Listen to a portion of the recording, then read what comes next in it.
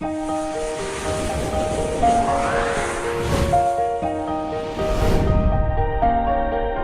बच्चों, welcome again to the tetrahedron chemistry classes. तो बच्चों, आज मैं आपके लिए लेकर आया हूँ क्लास 7th का एक इम्पॉर्टेंट मैथमेटिक्स का चैप्टर, जिसका नाम इस साल वर्किंग विद फ्रैक्शंस कर दिया गया है।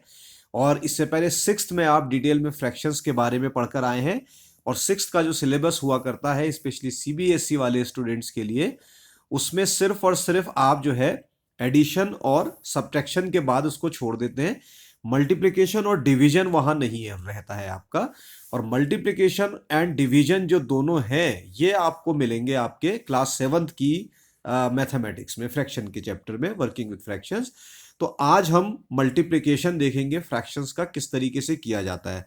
तो बच्चों, कोई वीडियो अगर पहली बार देख रहा है और उसको बिल्कुल अंदाज नहीं है कि ये फ्रैक्शंस होते ही क्या हैं, तो देखिए मैं डिस्क्रिप्शन बॉक्स में लिंक दे दे रहा हूँ। क्लास 6 की जो फ्रैक्शंस है इनकी पूरी डिटेल वहां जाके सीखिए, एक एक चीज समझ में आ जाएगी। तो फिर यहां आपको कोई परेशानी नहीं होगी। ठीक है, तो मल्टीप्लिकेशन करना है हमने। मल्टीप्लिकेशन आप जानते हैं बहुत अच्छी तरीके से कि हम किसको कहते हैं। मल्टीप्लिकेशन के लिए जो साइन यूज होता है बच्चों, ऐसे क्रॉस साइन यूज होता है। ये आपको मालूम है, ये साइन यूज होता है। तो अगर फ्रैक्शन कोई है, सपोज मैं कोई भी फ्रैक्शन ले लेता हूं। सपोज मेरा फ्रैक्शन है से a/b, ये एक फ्रैक्शन है। इसको मल्टीप्लाई करना है बाय c/d से, ये आपने करना है। तो देखिए बच्चों, इसको करने के लिए आपको एक चीज जानना बहुत जरूरी है कि जिससे मल्टीप्लाई किया जाता है, जिस क्वांटिटी से मल्टीप्लाई किया जाता है, वो क्वांटिटी बच्चों मल्टीप्लायर कहलाती है। क्या कहलाती है बच्चों? Multiplier, right. और इसके अलावा जिसको मल्टीप्लाई किया जाता है वो कहलाता है मल्टीप्लिकेंट। तो स्पेलिंग लिख देते हैं, मल्टीप्लिकेंट। लेकिन एक बात याद रखिएगा कि चाहे आप मल्टीप्लाई को पहले, चाहे आप मल्टीप्लिकेंट को पहले लिखें या आप मल्टीप्लायर को पहले लिखें, इससे कोई फर्क नहीं पड़ता बच्चों। चाहे आप मल्टीप्लिकेंट से मल्टीप्लायर को मल्टीप्लाई करें, चाहे मल्टीप्लायर से मल्टीप्लिकेंट को मल्टीप्लाई करें, रिजल्ट आपका एक ही आता है। तो ऑर्डर का कोई फर्क नहीं होता कि पहले किसको लिखें, क्या करें। आप कहेंगे ऑर्डर का फर्क नहीं होता, मतलब हम समझे नहीं इस बात को। तो मैं एक सिंपल सी चीज बताता हूं कि अगर आप मल्टीप्लाई करते हैं, जितना भी क्लास 6 में आपने पढ़ा है, फॉर एग्जाम्पल मैं एक नेचुरल नंबर ले लेता हूं, जैसे 2 है। 2 को मैं 3 से मल्टीप्लाई करता हूं तो 6 आता है, राइट। लेकिन अगर मैं 3 को 2 से मल्टीप्लाई कर लूं तब भी तो 6 ही आएगा। ठीक है, तो इस केस में देखिए 3 मल्टीप्लायर है और इस केस में आपका 2 मल्टीप्लायर है। जबकि इस केस में आपका 2 मल्टीप्लिकेंट है, इस केस में 3 मल्टीप्लिकेंट है, लेकिन रिजल्ट तो एक ही है ना। तो कोई फर्क नहीं पड़ता। ठीक वैसे ही फ्रैक्शंस के केस में भी कोई फर्क नहीं पड़ता कि मल्टीप्लिकेंट से कर रहे, मल्टीप्लिकेंट को पहले लिख रहे हैं, चाहे आप a/b बाई c/d कर रहे हैं या c/d बाई a/b कर रहे हैं, इससे कोई भी फर्क पड़ने वाला नहीं है बच्चों। ठीक है, इतनी बेसिक चीज जरूर समझ लीजिए। इसके बाद मैं आपको बताता हूं आगे कि बेसिकली हमने फ्रैक्शंस के केस में करना क्या है। ठीक है, इसको हटा देते हैं, स्टाइलस ले लेते हैं। अब देखिए उसी को जनरलाइज कर देते हैं। सपोज यहां पे मैंने लिखा a/b, इसको मैंने मल्टीप्लाई किया एक दूसरी क्वांटिटी c/d से। तो इसका मतलब क्या है? कुछ भी नहीं करना है बच्चों। आपको पता है कि ऊपर जो लिखा रहता है, किसी भी फ्रैक्शन में जो ऊपर का पार्ट लिखा रहता है वो आपका न्यूमरेटर कहलाता है, और जो नीचे लिखा होता है वो डिनोमिनेटर कहलाता है। तो आप यहां करिए, a को c से मल्टीप्लाई कर दीजिए, ठीक, और उसके बाद b को d से मल्टीप्लाई कर दीजिए। तो बस यही है मल्टीप्लिकेशन। तो बेसिकली क्या है? Product of two fractions. Multiply को क्या बोलते हैं बच्चों? मल्टीप्लिकेशन को और क्या बोलते हैं? जब किसी चीज को मल्टीप्लाई करते हैं तो उसको प्रोडक्ट बोला जाता है। ठीक है, तो product of two fractions a/b c/d will be equal to the product of their numerators. तो ये प्रोडक्ट है, सॉरी ये न्यूमरेटर्स है, ये इनके प्रोडक्ट है। ठीक है, divided by product of there denominators. ठीक है, तो किसी भी फ्रैक्शन का जो प्रोडक्ट होगा वो उसके न्यूमरेटर्स, उन दोनों के न्यूमरेटर्स का प्रोडक्ट ओवर उन दोनों के डिनोमिनेटर का प्रोडक्ट होगा। ऐसे बहुत सारी प्रॉब्लम्स आप सॉल्व कर सकते हैं। फॉर एग्जांपल मेरे पास एक सिंपल प्रॉब्लम सपोज है, उस प्रॉब्लम को मैं लिखता हूं मेरे को करना है 2/9 बाय 4/5। अब बच्चों इतना जरूर याद रखेंगे कि जो बाद में लिखा है ये जिससे करना है ये आपका मल्टीप्लायर है और ये मल्टीप्लिकेंट है, लेकिन कोई फर्क नहीं पड़ेगा। अगर ये मल्टीप्लिकेंट हो जाए और ये इधर आके मल्टीप्लायर आ जाए तो तभी भी कोई फर्क पड़ने वाला नहीं है, बात एक ही है। तो इसका मतलब क्या, अगर मैं इसको सॉल्व करना चाहता हूं, इसका सिंपल सा मतलब है 2/9 मल्टीप्लाइड बाय 4/5, और जब हम इसका प्रोडक्ट निकालेंगे तो हो जाएगा न्यूमरेटर्स का प्रोडक्ट दैट मीन 2 और 4 का मल्टीप्लीकेशन, और डिनोमिनेटर्स का प्रोडक्ट दैट इज 9 और 5 का आपका प्रोडक्ट। तो ये वैल्यू आपकी आ जाएगी 8/45। 2 4 ज़ा 8, 9 5 ज़ा 45। तो इस तरीके से आसानी से ये प्रॉब्लम्स आप इस तरीके की सॉल्व कर सकते हैं। ठीक है, तो आपका टीचर आपसे जरूर ये पूछ सकते हैं कि मल्टीप्लिकेंट क्या है, मल्टीप्लायर क्या है, हालांकि ऑर्डर का इसमें फर्क नहीं आता है। चलिए जल्दी से एक दूसरी प्रॉब्लम मैं आपको देता हूं। Suppose this is my problem number 2, और इस प्रॉब्लम नंबर 2 में मैं 2 and 1/3 को मल्टीप्लाई करना चाहता हूं 2/5 से, राइट। तो अब बच्चों आपको पता है ये मिक्स्ड फ्रैक्शन है, राइट, और ये वाला जो है प्रॉपर फ्रैक्शन है। मिक्स्ड फ्रैक्शन में एक होल होता है और उसका फ्रैक्शनल पार्ट होता है, और प्रॉपर फ्रैक्शन में डिनोमिनेटर बड़ा होता है, न्यूमरेटर छोटा होता है। इसको अगर आपने करना है तो कैसे करेंगे, तो सबसे पहले आप इसको यहां से देखेंगे, 3 को 2 से मल्टीप्लाई करेंगे, राइट। तो ये मल्टीप्लाई का साइन है, तो 2 3 जा होता है 6, राइट, और फिर उसमें जो भी प्रोडक्ट आएगा उसमें ये 1 ऐड कर देंगे, तो +1 आ जाएगा, दैट इज 7। ठीक है, तो आप लिख सकते हैं 7/3। इस पूरे फ्रैक्शन को, ये जो लिखा हुआ है 3 2 जा 6, 6 + 1 7 डिवाइडेड बाई 3, ऐसे लिख सकते हैं। तो आप कहेंगे कि प्लस क्यों किया आपने, तो बच्चों मैंने आपको क्लास 6 में ये बता रखा है, जिसने मेरे वीडियो देखे हैं, जब भी आपका मान लीजिए ये वैल्यू लिखी है 2 and 1/3, इसका मतलब ही होता है बच्चों 2 + 1/3।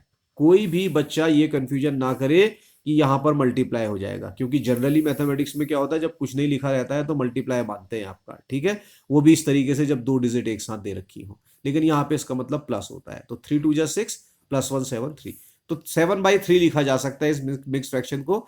तो मैंने इस मिक्स्ड फ्रैक्शन को इम्प्रॉपर फ्रैक्शन में चेंज कर लिया है। इम्प्रॉपर फ्रैक्शन क्या होते हैं, जिसमें डिनोमिनेटर छोटा न्यूमरेटर बड़ा। ठीक हो गया, इसका मल्टीप्लाई बच्चों फिर आपने करना है 2/5 से। वही रिजल्ट आप देखेंगे, 7 को 2 से मल्टीप्लाई कर दीजिए, प्रोडक्ट ऑफ द न्यूमरेटर्स, 3 को 5 से मल्टीप्लाई कर दीजिए, प्रोडक्ट ऑफ द डिनोमिनेटर, तो आपका आंसर आ जाएगा 14/15। तो ये इसका आंसर हो जाएगा। ठीक है, तो चाहे आपको 2 फ्रैक्शंस आपके दे रखे हो, प्रॉपर फ्रैक्शन, तब भी बात वही है, या एक मिक्स्ड फ्रैक्शन दूसरा प्रॉपर फ्रैक्शन, तब भी बात वही है।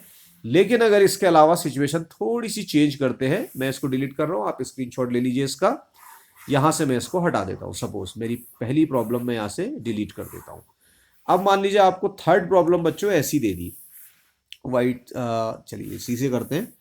थर्ड प्रॉब्लम बच्चों दोनों को ही मिक्स्ड बना देते हैं। This is my problem number 3, और सपोज मैं कह देता हूं 5 and 3/4, ये आपका मल्टीप्लिकेंट है, बाय 2 and 3/7, ऐसे पढ़ते हैं बच्चों इसको। इन दोनों को करना है भाई, इसका मतलब भी वही है बच्चों। क्या है इसका मतलब, 5 + 3/4। आसान करके बता देता हूं, बाय का मतलब यहां पे मल्टीप्लीकेशन है, फिर 2 आ गया, +1/7, ऐसे भी लिख सकते हैं इसको।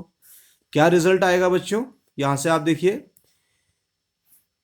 मल्टीप्लाई करिए, 4 5 ज़ा 20, 20 + 3 23, तो ऊपर क्या आ जाएगा बच्चों यहां पे 23, और डिनोमिनेटर कभी चेंज नहीं होता, वो 4 का 4 रहेगा। फिर मल्टीप्लाई कर दीजिए, अब देखिए 7 2 ज़ा 14, 14 + 1 15, 15/17, तो यहां पर अब आप लिख देंगे बच्चों क्या, 15/17।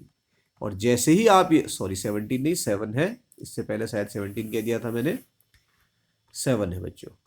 ठीक है, 15/7 यहां पे ये लिख देंगे। अब इनका सिंपल मल्टीप्लीकेशन, 23 × 15/15 4 मल्टीप्लाइड बाई 7, और अगर आप 23 को 15 से मल्टीप्लाई करते हैं बच्चों तो क्या रिजल्ट आता है, जल्दी से बताइए। रिजल्ट आता है 391। ठीक है, इसके बाद 7 4 ज़ा 28। तो इस तरीके से आप इसको लिख सकते हैं बच्चों। अब यहां पर आपका देखिए एक चीज आपके जो टीचर है एडिशनल आपके साथ कर सकते हैं, क्योंकि दोनों फ्रैक्शन इनिशियली आपके यहां पे जो दिए हुए हैं क्वेश्चन में, ये दोनों मिक्स्ड फॉर्म में है, और जबकि ये वाली इम्प्रॉपर फॉर्म है। कौन सी फॉर्म है बच्चों? Improper form. तो मैं इसको लिख देता हूं इम्प्रॉपर फॉर्म। इम्प्रॉपर फॉर्म कह दीजिए या इम्प्रॉपर फ्रैक्शन बोल दीजिए। आप कहेंगे इम्प्रॉपर फ्रैक्शन क्या होता है, तो मैं कहूंगा भाई जिसका डिनोमिनेटर छोटा और न्यूमरेटर बड़ा, वो इम्प्रॉपर फ्रैक्शन होता है। और किसी भी इम्प्रॉपर फ्रैक्शन को हम आसानी से चेंज कर सकते हैं बच्चों उसके मिक्स्ड फ्रैक्शन में। कैसे? डिवीजन करना पड़ता है बच्चों। तो डिवीजन के लिए हम क्या करेंगे, यहाँ पे एक स्पेस क्रिएट करेंगे। ठीक है, और स्पेस क्रिएट करने के बाद यहाँ पे लिखेंगे 391 और इसको हम 28 से डिवाइड कर देंगे। ठीक है, तो 28 से जैसे ही आप डालेंगे तो 28 1 ज़ा 28 आ जाएगा बच्चों यहाँ पे। तो 28 यहाँ नीचे लिख लीजिए। 9 में से 8 गया 1 बचा, 3 में से 2 गया 1 बचा, राइट, और फिर ये 1 आ गया आपका। अब यहां से आप देखेंगे कि कितने बार और ये जा सकता है, तो मेरे हिसाब से ये 3 टाइम्स जा सकता है, राइट। तो 3 टाइम्स जैसे ही करेंगे तो 3 8 ज़ा 24। इस देखिए आप कर क्या रहे हैं ना, इनको कर रहे हैं। 3 8 ज़ा 24, 24 का 4, ओके, एंड देन 3 2 ज़ा 6 एंड 2 8। तो यहां पे आप लिख सकते हैं बच्चों 84 आ जाएगा। ठीक है, अच्छे से देख लीजिएगा, डिविज में गलती नहीं होनी चाहिए। फिर आप इसको माइनस करेंगे। 11 में से 4 गया 7, 10 में से 2 गया 27, तो ये बन के आ रहा है। तो बच्चों ये आपका देखिए जो क्वोशिएंट है, ये क्वोशिएंट है बच्चों, और ये आपका क्या होता है, रिमाइंडर होता है, और ये आपका डिवाइजर होता है जो हमेशा डिनोमिनेटर बनाता है, याद रखिए। तो आपने चलना कैसे है मैं आपको बता देता हूं, मैंने हालांकि पहले भी बता रखा है। क्लॉकवाइज चलिए, 13 लिखिए, फिर रिमाइंडर लिखिए 27 वाला, और फिर लिखिए ये वाला। तो इसके लिए आप लिख देंगे यहां से इस फ्रैक्शन को इस फॉर्म में लिख देंगे 28 and sorry very sorry very sorry very sorry, इसको आप लिख देंगे 13 27 एंड ओवर 28। तो ये इसका मिक्स्ड फॉर्म आ जाएगा बच्चों। ठीक है, तो इसका आंसर आपका ये भी है और इसका आंसर मिक्स्ड फॉर्म में ये भी है। तो इस तरीके से आसानी से ये चीजें आप सॉल्व कर सकते हैं। इतना इंट्रोडक्शन काफी है। अब हम बच्चों एनसीईआरटी में दी गई लगभग सारी प्रॉब्लम को सॉल्व करेंगे और देखेंगे कि कितनी आसानी से ये प्रॉब्लम तो आपकी सॉल्व हो जाती है। अच्छा, इसमें मैं एक चीज और यहाँ पे इंक्लूड करना चाहूंगा इससे पहले। कई बार बच्चों अगर आपको ऐसा फ्रैक्शन दे दिया जाए ना, सपोज आपको दे दिया 9/7, राइट, और इसको आपने 6 से मल्टीप्लाई करना है, तो आप कहेंगे सर ये मामला थोड़ा गड़बड़ लग रहा, क्योंकि ये तो फ्रैक्शन है लेकिन ये होल नंबर है। तो इसको भी फ्रैक्शन के टर्म्स में लिखा जा सकता है बच्चों। जब कोई भी नंबर नहीं दिया होता है तो 9/7 वैसा ही रहेगा, मल्टीप्लाई का साइन लगा है, और ये देखिए दोनों के बीच में लिखा हुआ है। यहां पे आप देखें ये आपका डिवाइड का साइन है और इसके बीच में ये 6 लिखा हुआ है। तो ये जो है बेसिकली आपका किसी पूरे के पूरे फ्रैक्शन को चाहिए, पूरे फ्रैक्शन के साथ मल्टीप्लाई हो रहा है, तो बेसिकली ये न्यूमरेटर होता है आपका। तो आप क्या करेंगे, इसको ऊपर लिख देंगे 6, और नीचे जब कुछ नहीं है तो 1 लिख देंगे। अभी भी बात वही आ जाएगी। 9 मल्टीप्लाइड बाई 6, 7 मल्टीप्लाइड बाई 1, 9 6 ज़ा 54, 7 1 ज़ा 7, तो ये 54/7 आ जाएगा। अब इसको भी आप चाहें तो बच्चों मिक्स्ड फॉर्म में लिख सकते हैं बहुत आसानी से। कैसे? आपको पता है 54 यहां पर था, 7 आपका यहां पर था, 7 7 ज़ा 49, ये लिख दिया, और जैसे ही आप इसको माइनस करेंगे तो यहां से आ जाएगा आपका 5। तो वही तरीका, पहले 7 फिर 5 और फिर ओवर 7। तो इसी फॉर्म को, इसको ही आप लिख सकते हैं 7 एंड 5th 7th, राइट। इस तरीके से भी बच्चों इसके आंसर को बहुत आसानी से लिखा जा सकता है। एक्चुअली यहीं से आपकी जो प्रॉब्लम्स हैं जो कि लैंग्वेज फॉर्म में रहती हैं वो स्टार्ट होती हैं, और एनसीईआरटी 2025 की लगभग सारी प्रॉब्लम आज मैं आपके लिए सॉल्व करने वाला हूँ। और यही प्रॉब्लम चाहे इससे प्रीवियस ईयर्स में रही हो या आने वाले समय में रही हो, पैटर्न सबका यही रहता है। ठीक है, पैटर्न कभी भी चेंज नहीं होता। तो आप इसको बहुत अच्छी तरीके से समझ लीजिए। तो क्या कहती है problem? Tenzin drinks half glass of a milk every day, how many glasses of the milk does he drink in a week, and how many glasses of the milk did he drink in the month of the January. देखिए, बच्चों की आदत रहती है कि उनके parents को सुबह या शाम को जो है दूध जरूर पिलाते हैं। ऐसे ही तेंजिंग जो है वो दूध पीता है, मिल्क, काउ मिल्क पीता होगा। गाय का जो दूध है वो सबसे बढ़िया रहता है बच्चों के लिए। ठीक है, तो वो एक दिन में हाफ ग्लास पीता है। तो एक वीक में कितना पिएगा? वीक में आपको पता है 7 डेज होते हैं। तो 7 डेज में मतलब क्या है कि 1 में अगर आपका एक डे में उसने हाफ दिया तो ऐसे ही 7 हाफ बनाने पड़ेंगे, और वो 7 हाफ बनाएंगे तो वही उसका जो है 7 डेज का मिल्क हो जाएगा। तो 7 हाफ बनाना, बार बार प्लस करना, देखिए ये तो बिल्कुल वाली बात हो गई जब आप क्लास 4th 5th में होते हैं। पहले दिन उसने हाफ, जैसे इस तरीके से लिख सकते हैं, पहले दिन हाफ पिया, फिर दूसरे दिन हाफ पिया, फिर तीसरे दिन हाफ पिया, फिर चौथे दिन, फिर 5वें दिन, फिर 6ठे दिन, और फिर 7वें दिन। ठीक है, और इन सबको ऐड कर दिया। ये तो तब की बात होती है बच्चों जब आप बिल्कुल छोटे होते हैं, आपकी चीज़ें समझ में नहीं आती हैं। तो इसका आंसर क्या आ जाएगा? 7/2। ऊपर के सारे न्यूमरेटर्स ऐड हो जाते हैं, 2 को कॉमन ले लेते हैं, 7/2। लेकिन हमने ऐसे नहीं करना है बच्चों, हमने उसको ऐसा करना है जैसे आप 7th में आ चुके हैं और मल्टीप्लिकेशन आप पढ़ रहे हैं, तो आपने उस हिसाब से इसको सॉल्व करना है। तो आप क्या लिखेंगे? देखिए लैंग्वेज क्या बनेगी इसमें, फटाफट लिखेंगे, और साथ ही साथ आप भी मेरे साथ इसको लिखते हुए चलिए। Tenzin drinks milk every day. पूरी लैंग्वेज लिखेंगे, कितना? Half glass. Okay, now you know 1 week equals to 7 days, ये आपको पता ही है। सो इन 7 डेज और in a week, Tenzin drinks milk how much? बच्चों 7 डेज थे, हाफ से मल्टीप्लाई कर लीजिए, तो 7 × 1 = 7/2। आपको तो ये पता ही है बहुत अच्छी तरीके से, जब नीचे कोई नंबर नहीं होता है तो उसकी जगह 1 आ जाता है। और जब मल्टीप्लाई करते हैं तो कैसे करते हैं? न्यूमरेटर्स के न्यूमरेटर्स को मल्टीप्लाई कर देते हैं और डिनोमिनेटर्स के डिनोमिनेटर्स को मल्टीप्लाई कर देते हैं। तो आपका आंसर आ जाता है 7/2। ऐसे ये 7/2 आया हुआ है, ये पता रहना चाहिए। ठीक है, आई होप कि ये क्लियर हुआ आपको। अब देखिए, अब ये क्या कहता है कि क्वेश्चन में आपके लिखा हुआ है in the month of the January, जनवरी में वो कितना दूध पी लेगा पूरे महीने में। तो आपको पता है जो जैन महीना होता है बच्चों, ये 31 डेज का होता है। ठीक है, तो आपने निकालना है 31 डेज में कितना पिया। सो इन 31 डेज और इन द मंथ ऑफ द जनवरी, जो भी लिखना चाहे, तेंजिन ड्रिंक्स मिल्क। ठीक है, अब आप देख सकते हैं बच्चों, एक दिन में पीता था 1/2, तो 31 में कितना पिएगा?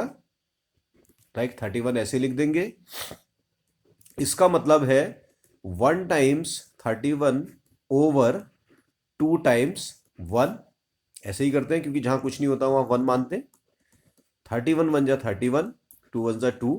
इतने ग्लास मिल्क पी लेगा ये जनवरी के महीने में, और 7/2 ग्लास मिल्क पी लेगा ये एक हफ्ते में, एक दिन में पिएगा इतना। ठीक है, तो इस तरीके से ये प्रॉब्लम्स बच्चों आपकी सॉल्व हो सकती है। अब आप यहाँ पे देखिए बच्चों, जब मैंने इस क्वेश्चन को सॉल्व किया था तो यहाँ मैंने डेज पहले लिखे थे और हाफ ग्लास मिल्क बाद में लिखा था। जबकि दूसरे वाले स्टेप में मैंने क्या लिखा? हाफ ग्लास मिल्क पहले लिखा, 31 डेज मैंने बाद में लिखा। तो इससे कोई फर्क नहीं पड़ता कि जो मल्टीप्लिकेंड और जो आपके मल्टीप्लायर हैं वो आगे लिखे जाए या पीछे, मल्टीप्लिकेशन के केस में रिजल्ट हमेशा सेम रहता है। ठीक है, इस चीज को ध्यान रखेंगे। माइनस करने में परेशानी आ सकती है लेकिन मल्टीप्लिकेशन में ये दिक्कत कभी भी नहीं आती है। स्क्रीनशॉट ले लीजिए फटाफट, आगे चलते हैं अपनी अगली प्रॉब्लम की तरफ। Right, a team of the workers can make 1 kilometer of the water canal in 8 days. एक टीम है वर्कर्स की जो 8 डेज में 1 किलोमीटर वाटर कैनाल बनाती है। तो सिंपल सा आप यहां पे क्या लिख सकते हो, अगर आप चाहे इसका सॉल्यूशन लिख दीजिए, ठीक है। सो यहां पे लिख सकते हैं इन 8 डेज, 8 दिन में ही तो बना रही है टीम, और वर्कर्स टीम जो भी लिखना चाहे, मेक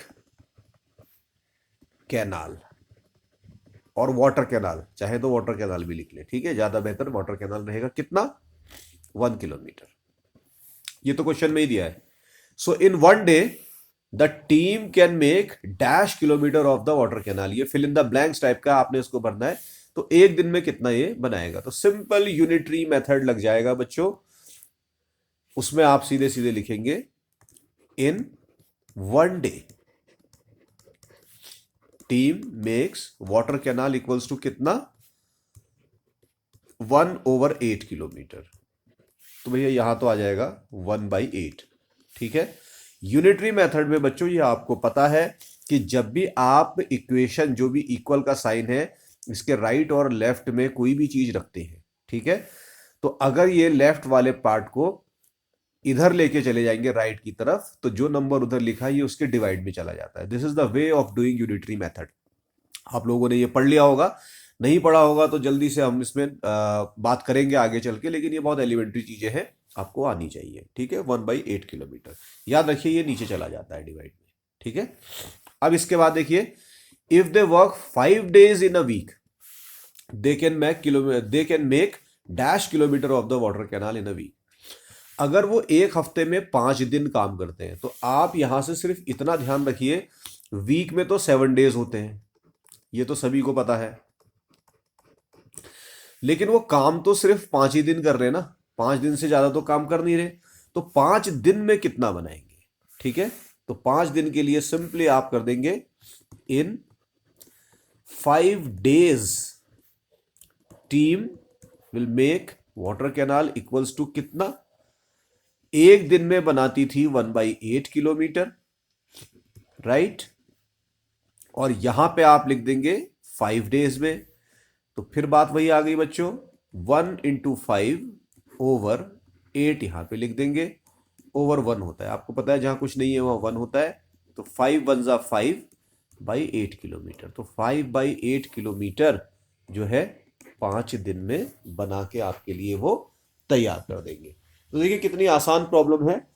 ऐसे ही आप चाहें तो सारी की सारी प्रॉब्लम सॉल्व कर सकते हैं जितनी भी एनसीईआरटी में दे रखी हैं, और नहीं तो हम अभी तो सॉल्व कर ही रहे हैं, ठीक है।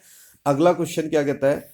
Manju and her 2 neighbours buy 5 litres of oil every week and share it equally among the 3 families. मतलब 3 परिवार है, एक मंजू का और 2 उसके पड़ोसियों का परिवार है। ये तीनों मिलके हर हफ्ते मतलब हर वीक में 5 लीटर ऑयल खरीदते हैं, और ये 3 परिवार उसको आपस में बांट लेते हैं। तो बेसिकली अगर आप इसका ट्री देखना चाहें, 5 लीटर इन्होंने खरीदा ऑयल, और 3 फैमिली ने इसको अपने आप बांट लिया। दैट मीन क्या है कि इस 5th का जो है 3rd हिस्सा एक फैमिली को मिलता है, ठीक है, एक हफ्ते में, राइट। तो यही क्वेश्चन पूछता है यहां पे। आप देखिए, जब इन्होंने इक्वली शेयर कर लिया, how much oil does each family gets in a week. तो सबसे पहले जो इसकी लैंग्वेज बनेगी बच्चों क्वेश्चन की, वो क्या बनेगी? वो बनेगी 3 फैमिलीज, जो कि क्वेश्चन में दे रखा है, ठीक है, बाय ऑयल। कितना बच्चों? कितना? 5 लीटर्स। और ये आपस में बराबर बांट लेते हैं, तो बराबर हो गया, इसको इक्वल कर लिया हमने क्योंकि तीनों ने बराबर में बांटा, ठीक है। अब ये हर हफ्ते की बात है, ठीक है। ऑयल इन अ वीक, चाहे तो आप यहां पे भी लिख लें इन अ वीक, ऐसे लिख सकते हैं, ठीक है। तो ये एक ही बात है, पूरा एक स्टेटमेंट है। So 1 family in 1 week will get how much oil? 5 unitary method by 3 liters। 5th का 1/3 हो गया ना बच्चों। देखिए कैसे हो गया, इसका मतलब इसको कैसे लिख सकते हो? 5 इंटू 1/3। भाई 3 फैमिलियों में अगर बट रहा है तो हर फैमिली को 1/3 मिल रहा है, ठीक है। और लीटर कितना है, 5 लीटर है। तो इसको बात तो वही है कि अगर इसको यहाँ 1 से मल्टीप्लाई किया होगा तो 5 1 5 और 3 1 3, इतना ही तो आपका आ रहा होगा। तो 5/3 लीटर्स आपका जो है हर फैमिली को मिल रहा है। गॉट इट, कोई दिक्कत नहीं। अब ये लास्ट में कहता है 4 वीक्स में कितना मिलेगा। तो बहुत सिंपल सी बात है। तो हर फैमिली को देखिए, how much oil one family get in 4 weeks. So one family in 4 weeks will get oil कितना। तो इसके लिए मुझे थोड़ा सा स्पेस चाहिए बच्चों। स्पेस के लिए जरूरी है कि मैं ये वाला पार्ट यहां से खाली कर दूं, इसकी जरूरत नहीं है, ठीक है। राइट, वापस से आ जाते हैं इधर। तो 1 वीक में जब इन्होंने लिया था 5/3 लीटर्स, तो 4 वीक्स में कितना ले लेंगे बच्चों, 5 × 4 ओवर 3 × 1, ऐसे लिख सकते हैं, ठीक है। अभी बताया था आपको। 5 4 = 20, 3 1 = 3 लीटर्स। तो इतना बच्चों 20/3 लीटर्स इनको मिल जाएगा। अब यहां पे देखिए, आपके टीचर आपको इस क्वेश्चन को थोड़ा सा एक्सटेंड करके या थोड़ा सा बढ़ा के दे सकते हैं कि बच्चे को कितनी प्रीवियस क्लासेस की नॉलेज है जो पहले पढ़कर आया है। वो ये कह सकते हैं कन्वर्ट दिस 20/3। ये 20/3 बच्चों, ये क्या है बच्चों, इम्प्रॉपर फ्रैक्शन है। ये इम्प्रॉपर फ्रैक्शन है। तो आप कहेंगे कि सर इम्प्रॉपर फ्रैक्शन कैसे है, तो मैं कहूंगा भैया 6 का याद करो, लेकिन नहीं याद है तो बता देते हैं। इम्प्रॉपर फ्रैक्शन वो फ्रैक्शन होता है जिसमें डिनोमिनेटर की वैल्यू कम होती है। जो नीचे लिखा होता है वो डिनोमिनेटर है, ये 3 है और न्यूमरेटर 20 है, तो ये आपका डिनोमिनेटर छोटा है 20 से, तो ये इम्प्रॉपर फ्रैक्शन है। इम्प्रॉपर फ्रैक्शन को आप प्रॉपर मिक्स्ड फ्रैक्शन में चेंज कर सकते हैं। तो मिक्स्ड फ्रैक्शन में चेंज करने के लिए कुछ भी नहीं करना है बच्चों, आपने ये नीचे डिनोमिनेटर आपका डिवाइजर होता है, तो इसको यहां लिख दीजिए और 20 में इसका डिवाइड करिए। तो 3 6 = 18, नीचे रिमाइंडर बचा 2। तो अब आप क्या करते हैं, एंटी क्लॉकवाइज चलते हैं। सबसे पहले क्वोशिएंट लिखते हैं, क्वोशिएंट के बाद रिमाइंडर लिखते हैं और फिर लिखते हैं आपका डिवाइजर, इसको फ्रैक्शन के फॉर्म में। तो ये जो 6 बच्चों यहां पे लिखा हुआ है, जो क्वोशिएंट आता है, ठीक है, ये बनाता है बच्चों होल पार्ट, मिक्स्ड फ्रैक्शन का होल पार्ट। और जो आपका डिवाइजर होता है ये हमेशा डिनोमिनेटर रहता है फ्रैक्शन में। क्या रहता है, डिनोमिनेटर। तो डेफिनेटली है कि जो रिमाइंडर आपका है ये आपका न्यूमरेटर बनता है, ये पता होना चाहिए आपको, ठीक है। तो होल पार्ट कितना हो गया, 6, कोई प्रॉब्लम नहीं। और न्यूमरेटर बनेगा 2 और डिनोमिनेटर बनेगा 3।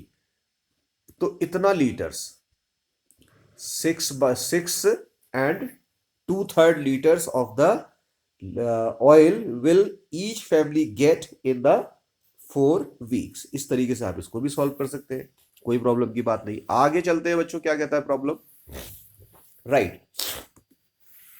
Safia saw the moon setting on Monday at 10 PM। तो चलो इसी की लैंग्वेज बना लेते हैं, यहीं पे लिखते हैं Safia saw moon setting on Monday. कितने बजे, रात को 10 बजे। चांद जो है रात को 10 बजे डूब जाता है, साफिया ने मंडे को देखा, ठीक है। Her mother who is a scientist, Safia की मदर जो कि एक वैज्ञानिक है, एक साइंटिस्ट है, told her that every day the moon sets 5/6 hour later than the previous day. इसका क्या मतलब है, वो ये कहती हैं कि जिस दिन आप चांद को डूबता हुआ देखते हो, मून की सेटिंग को देखते हो, तो वो टाइम अगर उससे पहले वाले दिन से कंपैरिजन करेंगे तो वो आज जो है 5/6 आवर लेटर, मतलब बाद में सेट हुआ है। तो कहने का मतलब है कि अगर साफिया ये देखती कि भाई संडे को कितने को, अब वो चेक कर ले, ठीक है, कि संडे को कितने बजे ये डूबा होगा। तो संडे तो इससे एक दिन पहले आ गया, ठीक है, और ये कहती है कि बाद वाले दिन में हमेशा 5/6 है, तो संडे को जो डूबा होगा वो इससे 5/6 टाइम कम, मतलब पहले डूबा होगा, 10 बजे से इतना पहले डूबा होगा। अगर ट्यूसडे को वो देखना चाहेगी तो 5/6 आवर 10 बजे के बाद डूबेगा, इतना समझ लीजिए आप, ठीक है। तो how many hours after 10 PM will the moon set on Thursday. अब थर्सडे को अगर साफिया देखेगी तो फिर कितने घंटे बाद जो है चांद डूबेगा। तो इसके लिए तो बहुत सिंपल सा तरीका बच्चों, यहां पे आपको पता है, देखिए मंडे को तो ये 10 बजे देख चुकी है साफिया, तो इस मंडे को इंक्लूड करने की जरूरत नहीं, कोई समस्या नहीं।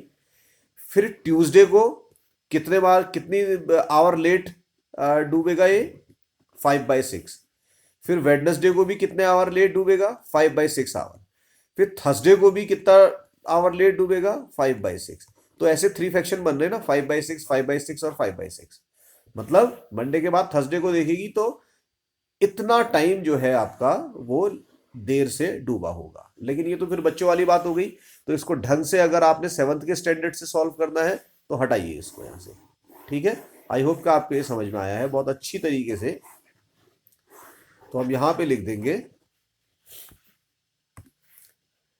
Safia will see moon setting on Thursday. तो थर्सडे को कितना भाई, 10 बजे उसने देखा था इधर आपका मंडे को।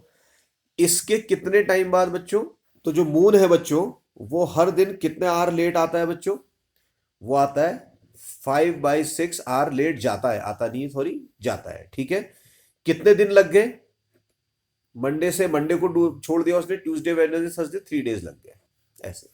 तो इसका क्या मतलब हुआ, 5/6 मल्टीप्लाइड बाई 3/1, तो ये आ जाएगा बच्चों 15/6 आवर्स लेटर। इतनी देर में ये डूबता हुआ नजर आएगा बच्चों, ये आपको जरूर पता रहना चाहिए, ठीक है। अब बात ये भी हो सकती है कि भाई अब देखिए आपका टीचर यहां से आपको फिर एक प्रॉब्लम आपकी प्रीवियस नॉलेज चेक करने के लिए दे सकता है। वो ये कह सकते हैं कि ये जो 15/6 है, क्या is this in lowest term, क्या ये फ्रैक्शन अपने लोएस्ट टर्म में है। अगर नहीं है तो चेंज करिए लोएस्ट टर्म में, वो ये कह सकता है। तो बच्चों ये अभी लोएस्ट टर्म में नहीं है, क्योंकि अगर आप इसका HCF निकालेंगे, जिसको GCD ग्रेटेस्ट कॉमन डिवाइडर बोलते हैं, तो वो 1 नहीं आएगा। और कोई भी फ्रैक्शन अपने लोएस्ट टर्म में तब कहलाता है जब उसका HCF highest common factor GCD जिसको बोलते हैं वो 1 आए। लेकिन अभी नहीं है, क्यों, क्योंकि ये 3 से बहुत आसानी से डिवाइड हो सकता है। 3 से अगर मैं करना चाहूं तो ये क्या हो जाएगा, 3 5 जा 15, राइट। और 3 से इसको करना चाहूं तो 3 2 जा 6। तो बेसिकली ये फ्रैक्शन जो 15/6 है, this can be reduced to 3/2 hours later. तो ये लोएस्ट टर्म में है और ये लोएस्ट टर्म में नहीं है। इस तरीके से बच्चों ये वाले सारे के सारे क्वेश्चंस जो हैं आप लोगों से पूछे जाते हैं, ठीक है। तो यहां से आप देखेंगे 3 5 जा 15 और 3 2 जा 6, 3/2 इसका आंसर यहां पे आ सकता है, ठीक है बच्चों। आई होप कि ये आपको क्लियर हुआ है अच्छी तरीके से। चलिए आगे चलते हैं। अच्छा ये तो देखिए पहली स्लाइड में इस तरीके के मैंने आपको सारे बता दिए हैं, तो ये आप कर लीजिएगा, ठीक है। ये भी एनसीईआरटी की प्रॉब्लम है बच्चों, लेकिन करनी पड़ेगी आपको, ठीक है। तो ये आपने आप कर लीजिएगा। आप इसके आगे बाद आगे चलते हैं। ये भी प्रॉब्लम 2025 की है। Find the following products, use a unit square as a whole for representing the fraction. अच्छा बच्चों ये देखिए एनसीईआरटी में जिस हिसाब से दिया है ना, एक स्क्वायर यूनिट यहां पर लेनी है, तो इसको बच्चे वही कर पाएंगे, वही स्टूडेंट्स कर पाएंगे जिनको फ्रैक्शन का असली मतलब पता होता है, असली मतलब फ्रैक्शन का पता रहता है। तो ये क्या कह रहा है क्वेश्चन, की एक स्क्वायर यूनिट बनाइए, तो भैया हमने एक स्क्वायर यूनिट सपोज यहां बना ली, ध्यान दीजिए, स्क्वायर यूनिट बनाता हूं ऐसे करके, इसको नीचे तक ले गए, इसको यहां पे लेकर आए और फिर इसको यहां पे लेकर आए, एक ये स्क्वायर यूनिट बन गई। ठीक है, हालांकि बहुत ज्यादा स्क्वायर जैसी नहीं लग रही, लेकिन है स्क्वायर यूनिट, मान के चलिए स्क्वायर यूनिट है। ठीक है बच्चों, ये एज अ होल उसने बना ली है। तो ये कहता है कि जो प्रोडक्ट आएगा इन दोनों को मल्टीप्लाई करके वो आपने इसमें शो करना है। तो पहले तो भाई इसको हमने 1/3 शो करना पड़ेगा, कहां पर है इसमें, और इसमें 1/5 भी शो करना पड़ेगा। तो आप रिकॉल करिए कि कैसे हम किसी भी चीज को लिया करते थे। फॉर एग्जाम्पल जैसे मान लीजिए इसी को मैं क्या करूं, इसी फ्रैक्शन को, इसको समझिएगा क्योंकि 6th में आपने पढ़ा है तो हो सकता है आप भूल गए हो। ये आपका है, ये ले लिया मैंने और इसको मैंने शेड कर दिया ऐसे करके, समझो। तो मुझसे अगर पूछेंगे कि शेडेड पार्ट कितना है, भाई तो टोटल आप देखिए मैंने इसको कितने में डिवाइड किया था, एक स्क्वायर इसके अंदर ये बन गया, दूसरा ये बन गया, तीसरा ये बन गया, चौथा ये बन गया, तो 4 स्क्वायर बन गया इसके अंदर। अब 4 बन गए तो डिनोमिनेटर में कितना आ जाएगा बच्चों, 4 आ जाएगा। तो यहां पे हम इसको 4 लिख देते हैं। शेडेड पार्ट कितना है, सिर्फ 1 है, तो ये 1/4, तो ये 1/4 बन जाता है। इतनी चीज आपने समझनी है। ठीक है, ऐसे ही अब यहां पर हम 1/3 बनाएंगे, 1/5 बनाएंगे। ठीक है बच्चों, और उसके बाद इनका प्रोडक्ट बनाएंगे और उसको भी आपको समझाएंगे कि कैसे बनता है। तो सबसे पहले मैं आपको बता दूं बच्चों कि समझने के लिए, समझाने के लिए आपको बता रहा हूं। आप क्या करिए, 3 और 5 को ऐसे लिख लीजिए और मान लीजिए 3 कॉलम है और इसमें आपकी जो 5 है वो रोज है, ऐसे मान लीजिए। लेकिन जैसा कि मैंने आपको बताया कि ऑर्डर कभी भी मैटर नहीं करता है बच्चों, तो आप रो को 3 मान सकते हो और कॉलम को 5 कर सकते हो, मतलब इन दोनों की पोजीशन को स्वैप कर सकते हो, उससे फर्क नहीं पड़ेगा। ठीक है बच्चों, अब कई बच्चों को यह समस्या हो सकती है कि वो रो और कॉलम अभी ना समझते हो, तो मैं आपको बता दूं बच्चों, कॉलम ऐसी वर्टिकल लाइंस होती है, ठीक है, और रोज ऐसी हॉरिजेंटल लाइन होती है, ये समझ लीजिए। ठीक है, तो अब अगर आपने बनाना है, देखिए इसमें कितने बनाने हैं बच्चों, यहाँ पे 3 कॉलम लिखा हुआ है ना, देखिए कॉलम 3 बनाने, मतलब ऐसी 3 वर्टिकल लाइन इसके अंदर मैंने बनानी है। तो वो कैसे बन सकती है बच्चों, बहुत आसान है। एक लाइन ऐसे खींच दी, दूसरी ऐसे खींच दी, तो आपके 3 कॉलम यहां पे बन गए, कॉलम 1, कॉलम 2, कॉलम 3।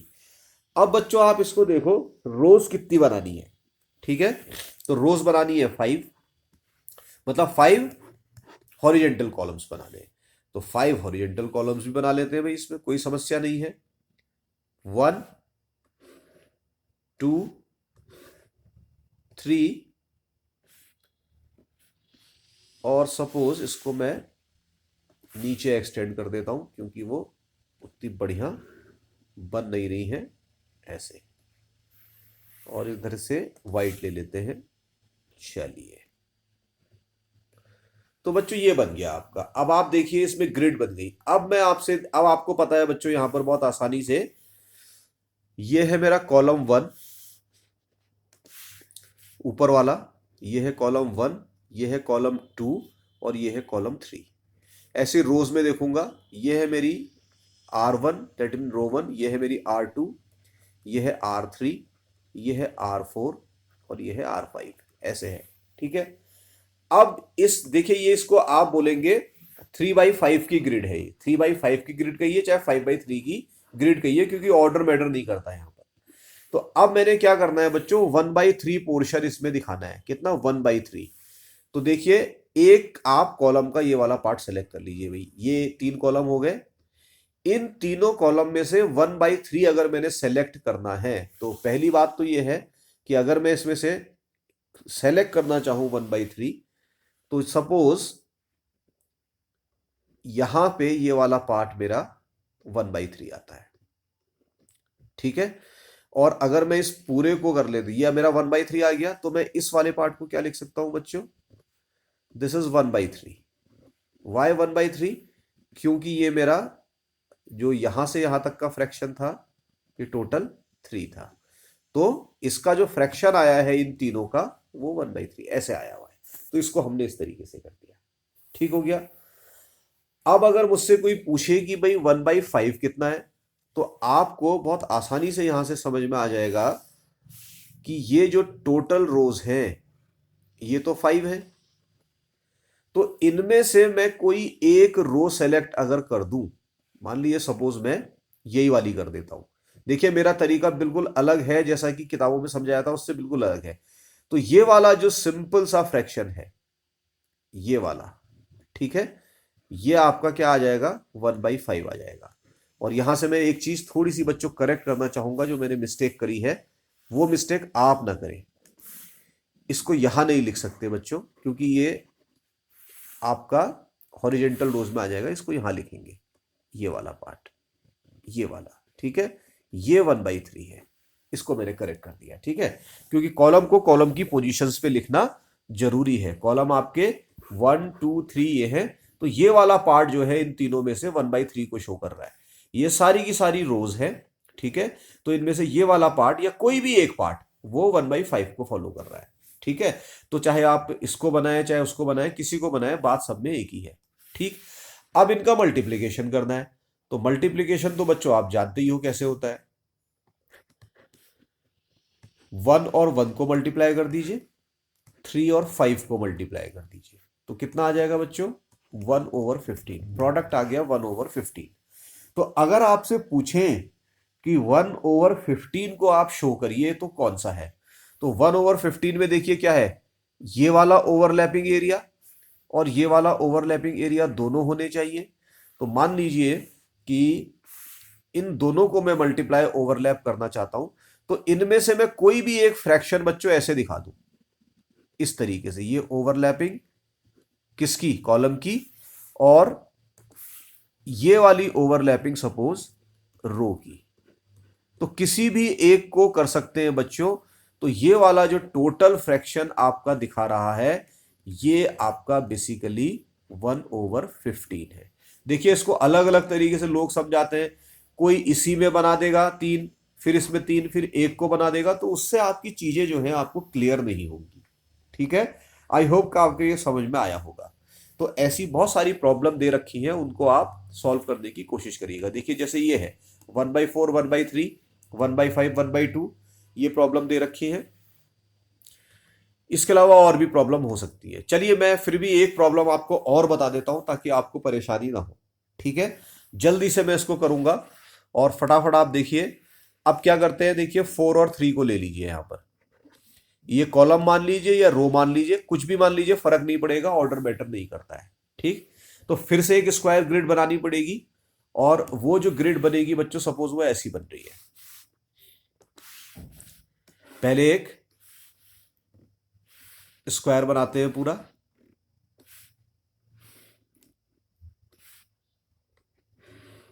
इस तरीके से। और अब इस स्क्वायर के अंदर कितने कॉलम है बच्चों, यहां देखो आप 4 कॉलम है, ठीक है। यहां देखिए कितने कॉलम है बच्चों, ये 4 कॉलम है। तो वो 4 कॉलम मैंने इसके अंदर खड़े करने होंगे। This is column 1, this is column 2, और ये कॉलम 4। 4 कॉलम मैंने खड़े कर दिए। इनका नाम बच्चों मैं दे देता हूं suppose C1 C2 C3 C4। अब बच्चों मैंने रो भी तो बनानी पड़ेंगी, कितनी, ये देखिए 3 रो बनानी है इसके अंदर। तो 3 रो कैसे बनेंगी बच्चों, ऐसे, रो 1 रो 2 और रो 3, ये बन गई, ठीक है। तो इनका मैं अगर चाहूं तो नाम लिख सकता हूं बच्चों, कैसे, यहां लिख देते हैं suppose R1, this is R2, this is R3, right. अब आपने शो करना है क्या 1/4, कॉलम की बात करें तो आप क्या करिए, देखिए ये वाला पार्ट एक सेलेक्ट कर लीजिए, तो ये क्या शो करेगा 1/4, इस वाले पार्ट को। और मान लीजिए कि मैं इसको ब्लू कलर से शेड कर देता हूं ऐसे करके, तो ये मेरा शेडेड पार्ट हो गया। This is showing your 1/4। क्योंकि जो टोटल ये आपके कॉलम है यहां से यहां तक के ये 4 है। तो इन चारों में अगर मैंने एक पार्ट शेड कर दिया तो वो उसका शेडेड पार्ट हो जाता है। ठीक है, 1/4 को मैंने शेड कर दिया। अब वो आपसे पूछेंगे कि 1/3, तो इनमें से किसी भी एक को आप शेड कर सकते हैं। सपोज मैं इसको व्हाइट कलर से शेड कर देता हूं। किसको? इस वाले को। 1 2 3 4 ये शेडेड है। तो बच्चों ये वाला जो पार्ट आपका है, दिस वन, ये क्या कहला जाएगा? ये आ जाएगा 1/3, क्योंकि टोटल जो यहां से यहां तक रोज थी ये कितनी थी? 3। इसको यहां लिखे, इसको यहां लिखे, यहां लिखे, उससे फर्क नहीं पड़ता। ठीक है, अब अगर आप मल्टीप्लीकेशन करोगे तो क्या आ जाएगा? 1/4 ओवर 1/3 इक्वल्स टू 1/12। अब आपसे पूछेंगे 1/12 कौन सा है? तो 1/12 बच्चों क्या होगा? कोई भी एक बॉक्स होगा जिसमें रो और कॉलम दोनों ओवरलैप करती हुई नजर आएंगी। मान लीजिए कि मैं आपसे कह देता हूं कि ये 1/3 और था, तो किसी भी एक को आप ओवरलैप कर दीजिए दोनों से। ठीक है, तो मैं यहां पे ले देता हूं कि जैसे मेरा ब्लू कलर, ये मेरा व्हाइट था, सॉरी, तो व्हाइट को मैंने ऐसे रखा था, व्हाइट नहीं है, ये है व्हाइट। ठीक है, ये मेरा रो वाला पार्ट हो गया। ठीक, और इसके बाद आप देखेंगे कॉलम वाला पार्ट। तो कॉलम को बच्चों मैंने यहां पे किससे लिया था? ब्लू से लिया था, स्लांटेड वे में, तो वैसे ही मैं ब्लू लिख लेता हूं ये। तो इनमें से कोई भी ऐसा डबल ओवरलैप किया हुआ जो पार्ट होगा वो आपका 1/12 होगा। ठीक है, तो इस तरीके से चीजें आपने समझनी पड़ेंगी। किसी भी एक को कर सकते हैं। अब कई सारे लोग ऐसे भी समझा देते हैं, पहले इन सबको शेड कर देते हैं। अभी सबको शेड कर दिया तो फिर इसको लिखने की जरूरत ही क्या है? फिर नीचे को तीनों को शेड कर देते हैं, ये फिर इसको डबल शेडिंग करते हैं, वो कंफ्यूजन करता है। आपको कंसेप्ट समझ में आना चाहिए। कोई भी एक बॉक्स ऐसे करके, जब आप हॉरिजेंटली कॉलम को देख रहे हैं, ये ठीक है, जो खड़े हुए हैं, ये 1/4 शो करेंगे। अगर 4 है तो 1/4, 5 है तो एक करेगा 1/5, 6 है तो एक करेगा 1/6। ऐसे ये रोज हैं आपकी। अगर 3 है तो एक वाला पार्ट जो है ये जैसे शो किया है, ये 1/3। अगर ऐसी 4 होती तो ये 1/4, 5 होती तो 1/5, ऐसे करता है। ठीक है, ऐसे ही आप बच्चों ये भी कर सकते हैं। ठीक, इस तरीके की प्रॉब्लम्स आप सॉल्व करिए। इसके बाद आगे चलते हैं। देखिए अगली प्रॉब्लम क्या कहती है।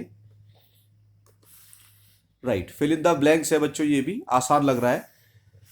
A water tank is filled from a tap. एक नल से एक वाटर का टैंक भर रहा है। If the tap is over for 1 hour, अगर 1 घंटे तक नल खुले रखते हैं, 7/10 of the tank gets filled, तो टैंक का 7/10 फ्रैक्शन भर जाता है। तो अगर आप एक 1/3 तक खोल के रखेंगे टैप को, तब कितना भरेगा? और 2/3 में कितना भरेगा? 4/3 में कितना भरेगा? तो इस क्वेश्चन में एक फ्लॉ नजर आता है। वो फ्लॉ ये है बच्चों, क्योंकि जब आपने देखा होगा नल से आप पानी भरते हैं टैप से, तो यूनिफॉर्म स्पीड नहीं आती है कभी भी। क्योंकि वो कैलिब्रेटेड तो रहता नहीं है टैप, कभी भी आपका उसमें तो कितनी भी स्पीड आ सकती है। तो यहां पे ये भी लिखना चाहिए था, if the flow of the rate is uniform, ऐसा लिखना चाहिए था। नहीं लिखा तो हम उसको मान के चलेंगे। ठीक है, कि इसमें जो टैप के फ्लो का रेट है वो यूनिफॉर्म है। तो ये क्वेश्चन तो बहुत ही आसान है बच्चों, fill in the blanks type का है, तो इसको ऐसे कर सकते हैं। ठीक है, ध्यान रखिएगा। इन 1 आवर टैंक्स फिल्ड कितना? 7/10। ठीक है, तो 1/3 आवर्स में कितना भरेगा? इन 1/3 आवर्स में टैंक विल फिल कितना? 7/10 मल्टीप्लाइड बाई क्या करें बच्चों? 1/3। ठीक है, मल्टीप्लीकेशन ही तो करना है। तो 7/10 मल्टीप्लाइड बाई 1/3, तो ये आ जाएगा 7/30। तो यहां पे आपका आंसर आ रहा 7/30। ठीक है, I hope there is no problem in that. तो अब हम इसको थोड़ा सा, मैं यहां से बच्चों इसको हटाना चाहूंगा, डिलीट करना चाहूंगा, मुझे जगह चाहिए। आप स्क्रीनशॉट ले लीजिए इसका, इसको हटा देते हैं। राइट, अब दूसरा पार्ट मेरा क्या कहता है बच्चों? 2/3 आवर्स में कितना भरेगा? सेकंड क्वेश्चन में 2/3 कह रहा है ना, तो मल्टीप्लाइड बाई 2/3। इसका क्या मतलब है 7 into 2/10 into 3, that will give you 14/30। तो दूसरे का आंसर कितना आ गया? 14/30। ठीक है, इस तरीके से आप आसानी से इसको कर सकते हैं। हाँ, अगर देखिए इसको लोएस्ट टर्म में लिखना चाहे तो फिर ये आपका जो है 2 से डिवाइड हो सकता है। कैसे? तो यहीं पे मैं इसको लिख देता हूं बच्चों, 14/30 ये है, 2 से डिवाइड कर देंगे अगर इसको तो ये 7 टाइम कैंसिल हो जाएगा, और ये 15 टाइम्स। ठीक है, तो यहां से 7/15, तो ये लोएस्ट टर्म या सिंपलेस्ट फॉर्म में भी आ गया। ऐसे ही आप 3/4 का कर लीजिए। ठीक है, मल्टीप्लाई कर लीजिए, आपको आपका आंसर मिल जाएगा, मुझे उसको करने की जरूरत नहीं। इसके बाद अच्छा एक क्वेश्चन बच्चों ये आता है, थोड़ा सा पढ़ने में ये क्वेश्चन बड़ा जैसा लगता है, बट बिलीव मी कि ये आपका सिंपल सा क्वेश्चन है। इसको आपने देखना है किस तरीके से करना है। The government has taken 1/6 of the Somu's land to build a road. अच्छा, ये यहां पे एक चीज और ध्यान में दीजिएगा बच्चों, कि जो गवर्नमेंट होती है आपकी, वो आपका जो है लैंड को कभी भी आपसे ले सकती है। इस चीज का आप ध्यान रखिएगा कि गवर्नमेंट आपकी लैंड को कभी भी ले सकती है, और आपको एक नॉमिनल रेट वो उसके लिए दे सकती है। इस चीज का आप जरूर ध्यान रखेंगे। ठीक है, तो अब यहां से देखिए क्या करना है, आपने इस क्वेश्चन को सॉल्व करना है। तो गवर्नमेंट ने सोमोस की सोमो कोई लेडी है, ठीक है, उसका 1/6 लैंड ले लिया। अब यहां पे 1/6 ले लिया, लेकिन ये नहीं बताया कि सोमू के पास आखिर लैंड थी कितनी। ठीक है, तो वो कितनी लैंड थी ये आपने पता करना पड़ेगा। और जब भी आपको ऐसा दिया जाता है, क्वेश्चन में दिया रहता है, स्पेशली फ्रैक्शंस वाले में, तो आप मैक्सिमम को 1 मानते हैं। ठीक है, तो उसको सोमू के पास जो मैक्सिमम लैंड थी वो 1 थी। तो मैं इस क्वेश्चन को ऐसे सॉल्व करूंगा बच्चों, यहां पे सॉल्यूशन लिखते हैं। सॉल्यूशन, ठीक, उसके लिए लिख देते हैं let the total land of Somu's equals to 1 unit मान लेते हैं। चलो 1 यूनिट थी। अब ये यूनिट कुछ भी हो सकती है, एकड़ में हो सकती है, ठीक है, या बीघा में हो सकती है, कुछ भी हो सकती है। फिलहाल दिया नहीं है तो हम 1 यूनिट इसको कह देते हैं, कोई परेशानी की बात नहीं है। ठीक है, क्वेश्चन को दोबारा पढ़ेंगे तो क्या कहता है question, what part of the land remains with the Somu. अगर 1/6 गवर्नमेंट ने ले ली तो फिर सोमू के पास कितनी बची अभी। ठीक है, तो यहां से आप लिख लीजिए, गवर्नमेंट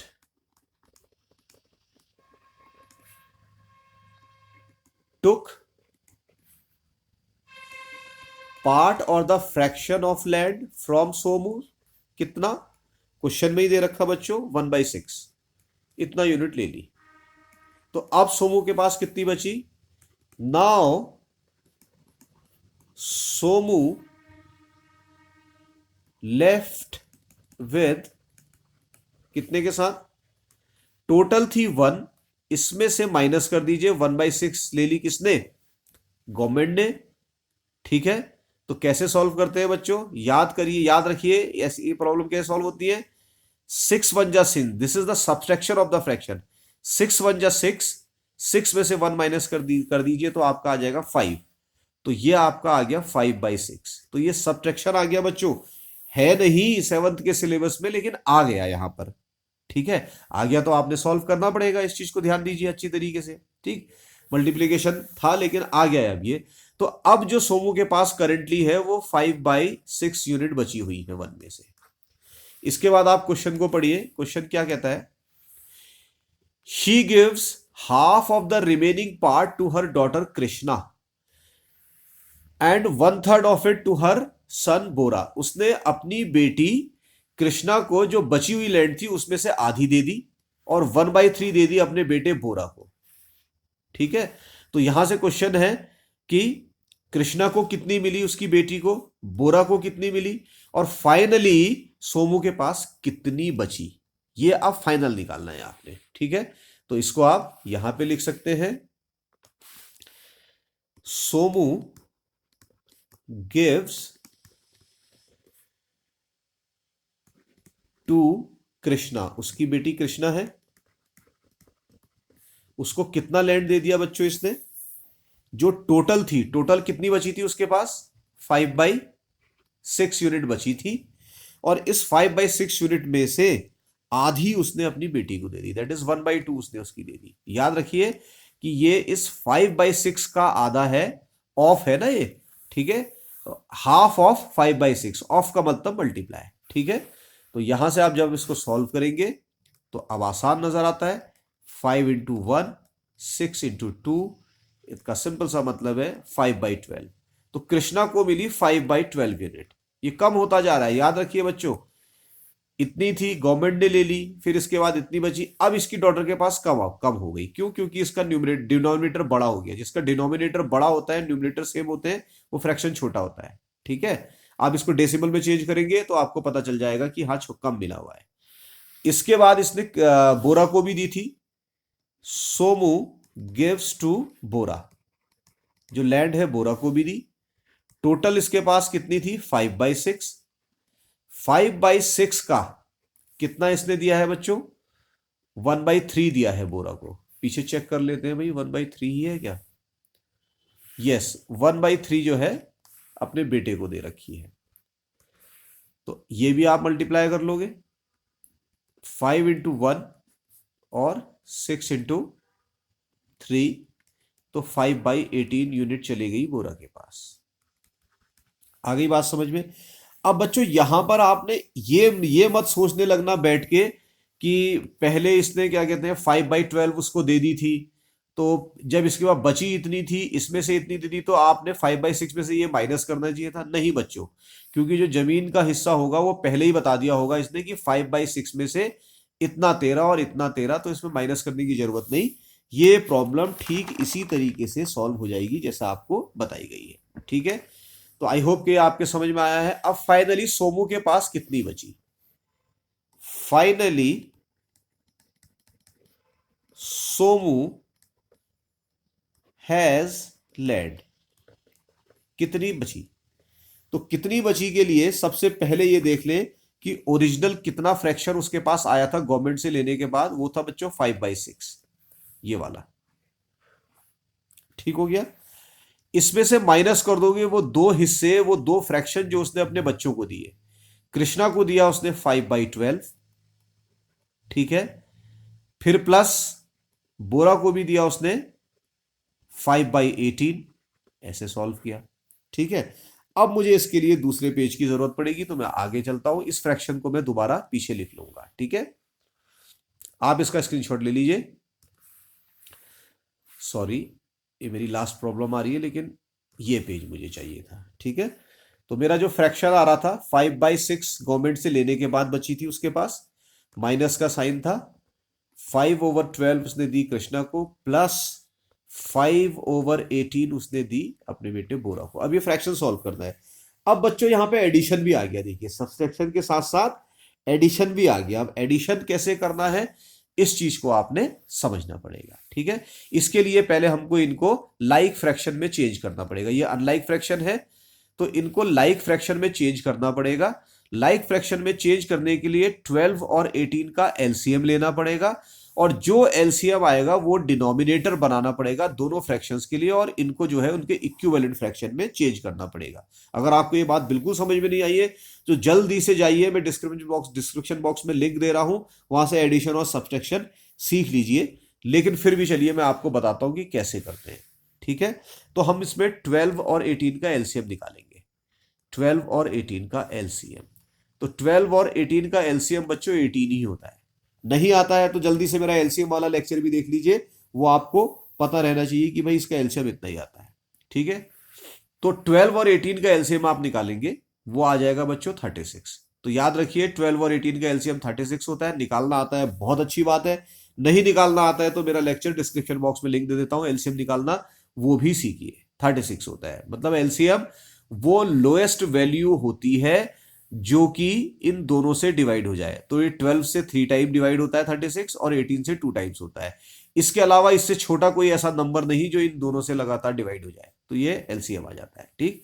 अब मैं चेंज करता हूं 15/12 को नए इक्विवेलेंट फ्रैक्शन में जिसका डिनोमिनेटर 36 हो। इसको 36 लाने के लिए मेरे को 12 को 3 से मल्टीप्लाई करना पड़ेगा और 5 को भी 3 से, क्योंकि इक्विवेलेंट बनाना है। यही मेथड होता है, नहीं आता है तो सीखिए, ठीक है। तो 15/36, तो यहां पे आप क्या लिख सकते हो बच्चों, 5/6 वॉज ऑलरेडी देयर माइनस 5/12 मेरा बन गया 15/36, माइनस का साइन लगाओ। अब ये 5/18 को भी चेंज करो, 5/18 को भी नए इक्विवेलेंट फ्रैक्शन में चेंज करना है जिसका डिनोमिनेटर हो 36, तो इसको मल्टीप्लाई करिए 2 से, तो ऊपर वाले को भी 2 से करना पड़ेगा, ठीक है, इक्विवेलेंट बनाना है क्योंकि। तो 10/36, तो यहां पे आप क्या लिख सकते हो, 10/36 प्लस था, सॉरी, ठीक है। तो अब ये आ जाएगा 5/6 माइनस, पहले ब्रैकेट सॉल्व होता है, बोर्ड मास आपने पढ़ा है, पहले ब्रैकेट सॉल्व होता है, तो ब्रैकेट के अंदर की चीजें सॉल्व करेंगे। 36 का 36 आ जाएगा, और 15 में से आप 15 में से 10 ऐड कर देंगे तो ये आपका 25, ठीक है। तो 15 + 10 25, 36 का 36 कॉमन, तो 25/36। अब ये आप सॉल्व कर सकते हो, 5/6 माइनस 25/36। अब फिर आपके सामने समस्या फंस गई बच्चों, वो समस्या क्या फंस गई, अब इस सब्सट्रैक्शन में भी अलग अलग वैल्यू हैं, तो इनको भी ऐसे ही चेंज करना पड़ेगा, इन दोनों का एलसीएम लेना पड़ेगा, और एलसीएम लेने के बाद आपने इनको चेंज करना पड़ेगा इक्विवेलेंट फ्रैक्शन में, तब माइनस करोगे, ठीक है। तो मैं आपको बता दूं 6 और 36 का एलसीएम 36 ही होता है, याद रखिएगा। 12 और 18 का 36 है, लेकिन 6 और 36 का एलसीएम भी 36 ही होता है। Please remember, LCM of 6 and 36 is 36। इसका मतलब 36 वो सबसे छोटा नंबर है जो इन दोनों से डिवाइड हो जाएगा, भाई 6 से 6 टाइम्स और 36 से 1 टाइम। तो आपको देखिए इसको चेंज करने की जरूरत नहीं, क्योंकि ये तो 36 ही है। 5/6 को चेंज करिए, तो यहां लिखते हैं 5/6 equals to 36 multiplied by 6 times, इसको भी करना पड़ेगा 6 टाइम्स, तो ये आ जाएगा 30/36, ठीक है। तो ये फ्रैक्शन अब कैसे सॉल्व हो जाएगा बच्चों, 30/36 माइनस 25/36। अब पता है 36 कॉमन आ जाएगा, और इस 30 में से 25 माइनस करना पड़ेगा, तो ये आ जाएगा 5/36 यूनिट। तो सोमू के पास बची भाई 5/36 यूनिट। इस तरीके से ये प्रॉब्लम सॉल्व होती है बच्चों, प्रैक्टिस करिएगा, बहुत जरूरी है आने वाले समय के लिए आपके लिए। इसके बाद आगे चलते हैं। अच्छा, ये बच्चों मेरी नेक्स्ट प्रॉब्लम आती है, क्या कहता है, find the area of the rectangle of sides 3 and 3/4 feet and 9 and 3/5 of feet. अच्छा, ये तो सिंपल सा क्वेश्चन है, तो लेकिन इसमें आपको क्या है ना, एरिया निकालना है रेक्टेंगल का, इसका फॉर्मूला पता होना चाहिए। तो यहां पे लिख लीजिए सॉल्यूशन, और यहां पे मैं लिखता हूं, चलिए कलर चेंज कर लेते हैं, एरिया ऑफ रेक्टेंगल, रेक्टेंगल, ठीक है। अब एरिया ऑफ रेक्टेंगल कितना होता है आपको पता होना चाहिए। इसका फॉर्मूला क्या होता है बच्चों, लेंथ इंटू ब्रेड्थ, लंबाई और चौड़ाई का प्रोडक्ट जो होता है वो एरिया होता है। अब आपको दे रखी है साइड्स, दे रखी है, एक साइड कितनी है बच्चों, लेंथ मान लीजिए आपकी है 3/3/4, ठीक है, और ब्रेड्थ आपकी है 9 and 3/5। अब बच्चों क्योंकि मल्टीप्लीकेशन में ना ऑर्डर का फर्क नहीं पड़ता, तो किसी को भी लेंथ मान लो, किसी को भी आप ब्रेड्थ मान लो, तो आपका जो है रेक्टेंगल बन जाएगा। हाँ, लेकिन ये जरूर है कि जब आप रेक्टेंगल बनाएंगे, तो जब इसको लेंथ मानेंगे तो वो सपोज आपका ऐसे बड़ा, इस तरीके से मान लीजिए कि अगर आपकी लेंथ ज्यादा है तो वो ऐसा बनेगा, अगर आपकी ब्रेड्थ ज्यादा है तो वो ऐसा बनेगा, ठीक है। लेकिन बनेंगे उस हिसाब से ही, इस चीज को आप ध्यान रखिएगा, ठीक है। लेकिन मल्टीप्लीकेशन में फर्क नहीं पड़ता। तो इनको कैसे करें, पहले इनको आप चेंज करिए किसमें बच्चों, इनको चेंज करिए आप इम्प्रॉपर फ्रैक्शन में। ये मिक्स्ड फ्रैक्शन है, ये इम्प्रॉपर में चले जाएंगे तुरंत। कैसे, 4 3s are 12, 12 + 3 15, okay, over 4 multiply 5 9s are 45, 45 + 3 48, 48/5।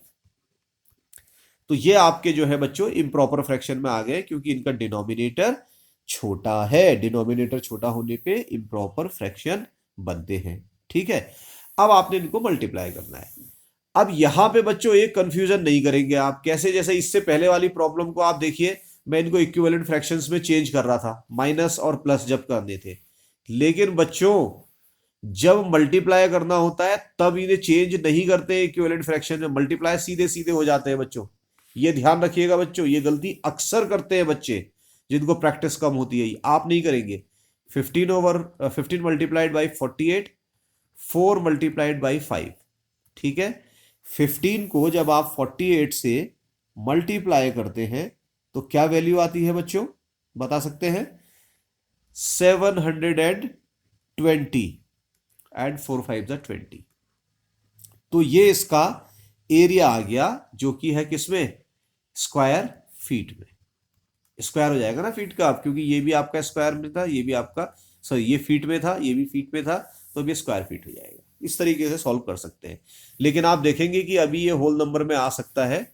0 से 0 कैंसिल कर दीजिए, और 2 3 जा 6, 2 6 जा 12, ये भी कैंसिल हो जाएगा।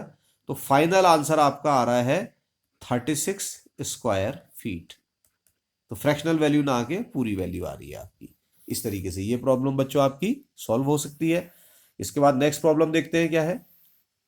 Right, Tsewang plants 4 saplings in a row in his garden. Saplings बच्चों छोटे छोटे पौधे होते हैं जो आप अपने जो आप नर्सरी से खरीद के लाके अपनी गार्डन में लगाते हैं। ठीक है, सैपलिंग्स, राइट। तो सीडलिंग्स क्या होता है? वो सीधे सीड होते हैं। सैपलिंग्स क्या होता है? छोटे पौधे होते हैं।